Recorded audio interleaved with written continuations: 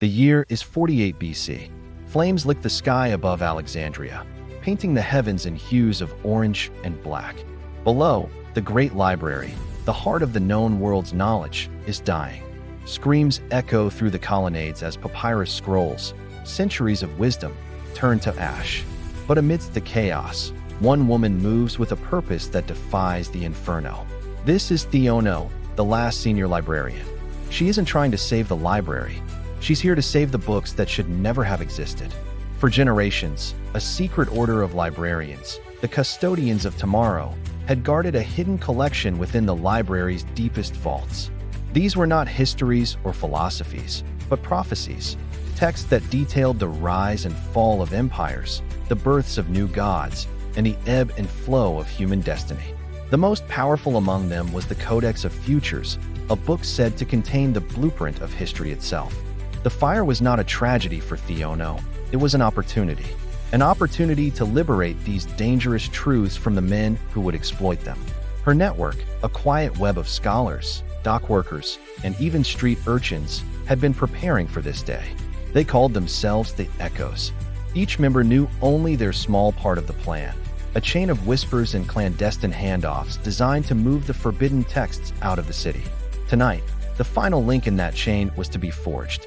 Theono moved through the smoke-choked halls, her robes smelling of burning papyrus and fear. She wasn't heading for the main collection, but for a hidden passage behind a statue of Serapis. The air grew cooler as she descended into the earth, the roar of the fire a distant beast. In the subterranean vault, illuminated by a single oil lamp, the forbidden scrolls lay in their lead-lined caskets, protected from fire and prying eyes. She began gathering the most critical texts, her hands steady despite the tremors running through the ground above. Suddenly, the scrape of a sandal on stone echoed from the tunnel. A figure emerged from the shadows, not one of her echoes, but a Roman legionary, his armor glinting in the lamplight. It was Marcus, a centurion in Caesar's army. He was known for his cold efficiency and an ambition that burned brighter than the library itself. Theono's hand went to the small, sharp stylus tucked in her belt. "Theono," Marcus said, his voice calm, almost casual. "I was told I would find you here." "You were told wrong, Roman," she replied, her eyes narrowing. "This vault doesn't exist." He smiled, a humorless twist of his lips. "Oh, but it does. And so does the Codex of Futures. I've been watching your little network of echoes for months. You have a shipment leaving tonight, on a grain freighter bound for Ostia. A very clever plan." Theono's heart pounded against her ribs. He knew everything. This was the end. Her life's work, the legacy of generations, was about to fall into the hands of Rome. But then Marcus did something unexpected. He gestured toward the caskets. "I'm not here to stop you," he said. "I'm here to help you." Suspicion warred with desperation in Theono's mind. Why would a soldier of Caesar help me smuggle prophecies that predict Rome's own demise?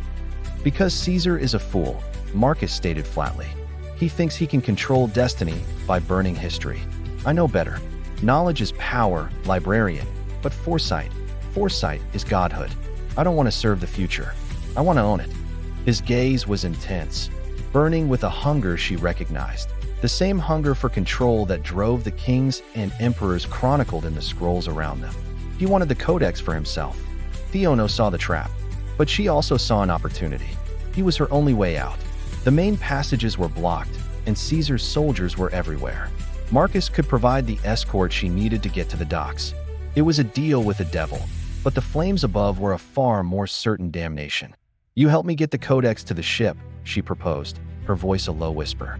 "And a copy of the text concerning the next 50 years of Roman politics is yours." It was a lie. She would never give him such power.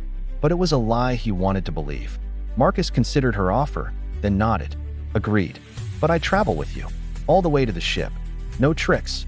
Together, they hauled the heavy caskets through the secret tunnels, emerging into a small, deserted alleyway near the city's grand harbor. The air was thick with smoke, and the glow of the fire turned the night into a hellish twilight. The docks were chaos.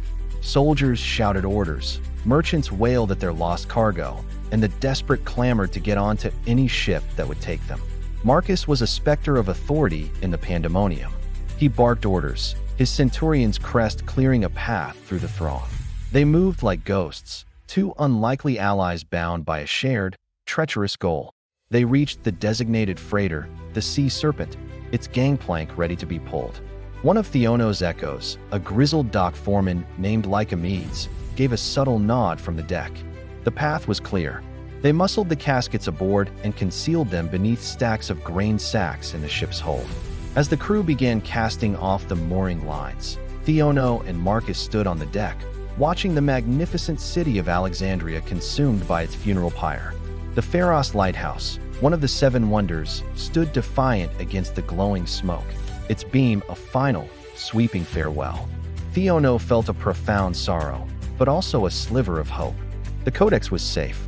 The future, in all its terrible and beautiful uncertainty, was sailing into the unknown. As the ship cleared the harbor and the silhouette of the burning library faded into the distance, Marcus turned to her. The firelight danced in his eyes.